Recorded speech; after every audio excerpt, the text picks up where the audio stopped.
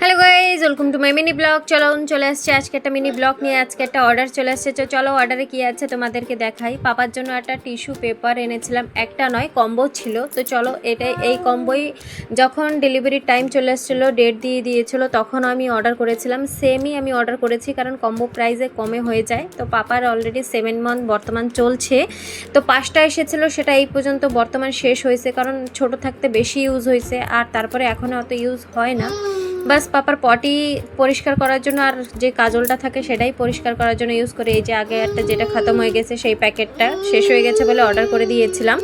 তোমরা যারা নিউ মম বা যাদের বাড়ি বাচ্চা আসে টিস্যু পেপার ইউজ করতে চাও, তারা অবভিয়াসলি পারচেস করতে পারো, ভালো আছে। ফেসে আমি ইউজ করি না। আর এটার প্রাইস আছে, যদি সিঙ্গেল পিস কিনতে চাও 125 টাকা করে প্রাইস আছে, আর যদি কম্বো প্রাইস কিনতেছো তাহলে কম আছে। তো এখানে কম্বো প্রাইস কিনে নিয়ে এসেছিলাম, 4টা এসেছিলো, যার জন্য কি ভালোই এসেছিলো আর ভালোই আছে। আমি অলরেডি ইউজ করেছি, আমি জানি। তো তোমরা চাইলেও করতে পারো। আজকের জন্য একটু কি ভালো লাগলে লাইক